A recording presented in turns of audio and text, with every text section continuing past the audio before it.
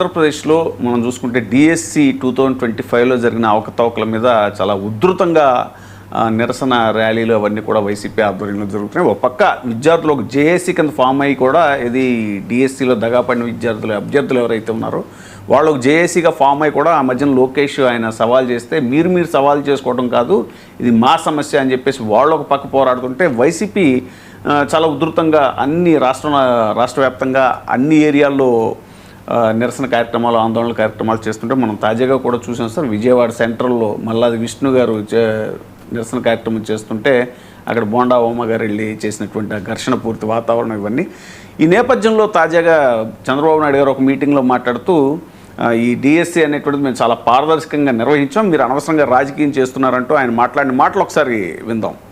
ఒకసారి ప్లే చేయండి.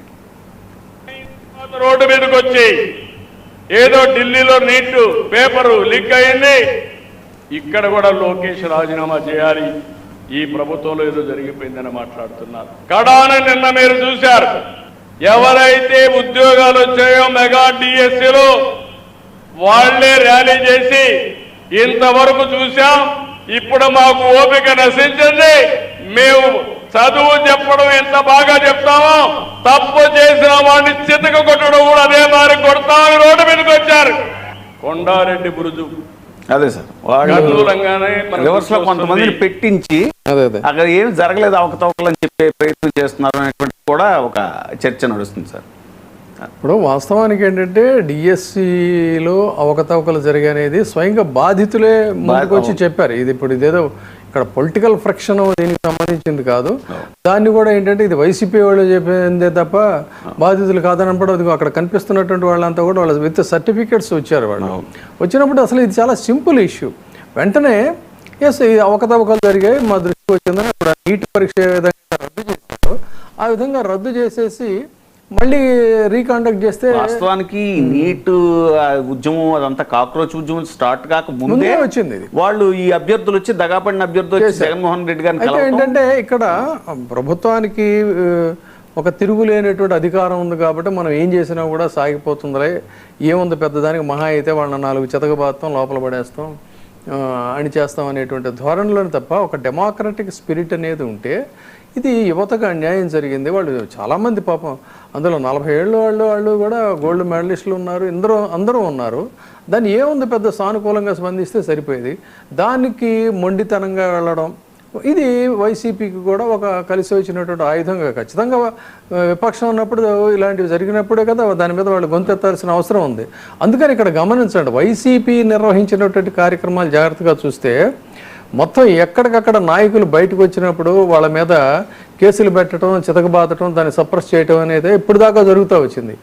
బట్ వేరేజ్ ఈ రోజున డిఎస్సి ఉద్యమానికి సంబంధించిన ఇది చూస్తే ప్రతి జిల్లాలో కూడా భారీ స్థాయిలో ఇంత పెద్ద మొత్తంలో కేడర్ అందరూ కూడా రావటం, వాళ్ళతో పాటు మరి అందరూ వాళ్ళ పార్టీ కార్యకర్తలు అంటానికి వెళ్ళలేదు, జిల్లాల వారీగా జరుగుతూ ఉంది. చాలా భారీ స్థాయిలో ఆశ్చర్యకరమైనటువంటి అంశం ఏంటంటే గుడివాడలో మరి కొడాలి నాని ఆయన ఓడిపోయిన తర్వాత అసలు అక్కడ పూర్తిగా యాక్టివిటీయే లేదు, స్తబ్దుగా ఉంది. అలాంటి గుడివాడలో కూడా ఆశ్చర్యకరంగా వాళ్ళ భారీ స్థాయిలో భారీ సంఖ్యలో చాలా జనాలు పెద్ద మొత్తంలో బయటకు వచ్చారు.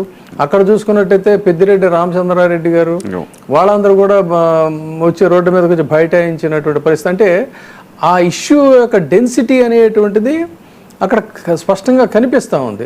అయితే ఇక్కడే గమనించాల్సిన, ఎందుకంటే ఇప్పుడు ఇందాక మనం సీఎం గారి ఇది కూడా విన్నాం, బాగా చిర్రెత్తుకొచ్చి కంపరం పడుతున్నటువంటి వ్యవహారంగా చూడాలి వాళ్ళకి ఇద్దరికి కూడా. ఎందుకంటే ఒకవైపు ఏమో తనకు పట్టాభిషేకం కోసం సీఎం కుర్చీ ఇదిగో ఇవాళ రేపు అని చెప్పని వాళ్ళ అనుకూల మీడియాలో వార్తలు వస్తున్నాయి, ఆయన ఏదో సమయంలో ముఖ్యమంత్రిగా బాధ్యతలు స్వీకరిస్తారు, ఎన్నికల ముందే కాదు ఇంకా ముందే అని చెప్పని ఇలాంటి వార్తలు వినవస్తున్న నేపథ్యంలో ఏకంగా అసలు విద్యాశాఖ మంత్రుడిగా కూడా రిజైన్ చేయమనంటే మరి కోపం రాదు, నా బంగారు పుట్టలో వేలు పెడితే నేను కుట్టనా అన్నట్టుగా తయారైంది.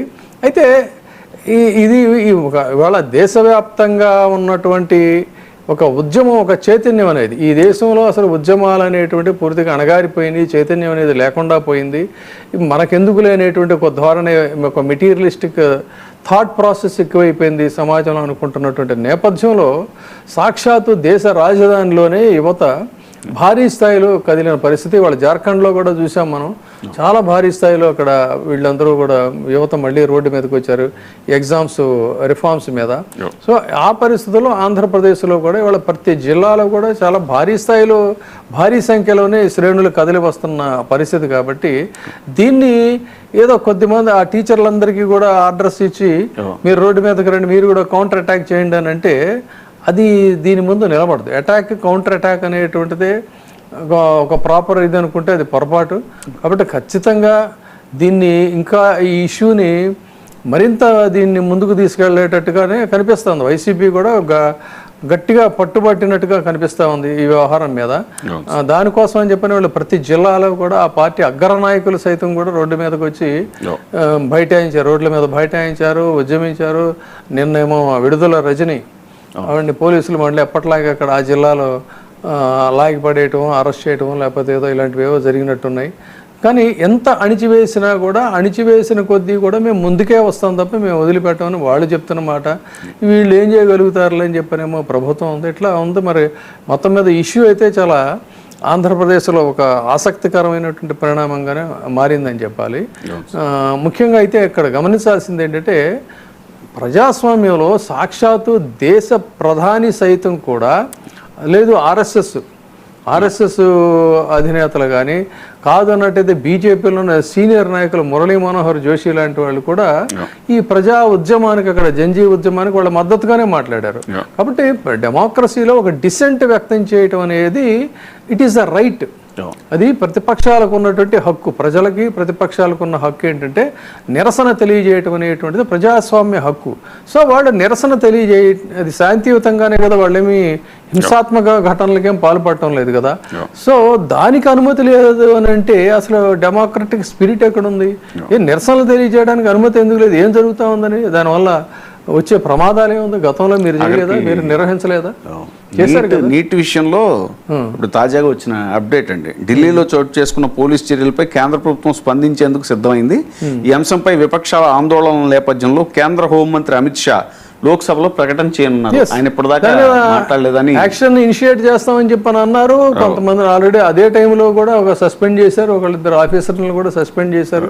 కానీ ఇక్కడ చూస్తే ఏంటంటే పోలీసులు ఎప్పటిలాగా వాళ్ళు వీళ్ళని లాగ్ అవతల పడేయటం, వాళ్ళు మహిళలైనా లేకపోతే వృద్ధులైన నాయకులు వీళ్ళైనా సరే అదే సత్యనారాయణ గారిని చాలా మంది దేవినేని అవినాష్ అందరినీ ఇంకా దారుణమైన అనాగరికమైనటువంటి చాలా జుగుప్సాకరమైన చర్య ఏంటంటే ఒక బ్రాహ్మణ్ మల్లాది విష్ణు అతని మీదకి కోడిగుడ్లు విస్తరడం, తర్వాత ఆ టెంట్ల మీద లఘుశంక తీర్చుకునేటువంటి ఒక వికారపు చర్యకి పాల్పడతాం. ఇవన్నీ చూస్తే సభ్య సమాజం చిచి ఎందుకు ఇలా తయారయ్యారు వీళ్ళు అని.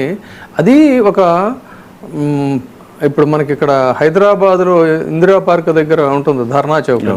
అదేవిధంగా విజయవాడ గాంధీనగర్లో కూడా అలంకార్ సెంటర్ ఆ సమీపంలో ధర్నా చౌక్ అనేది ఉంది.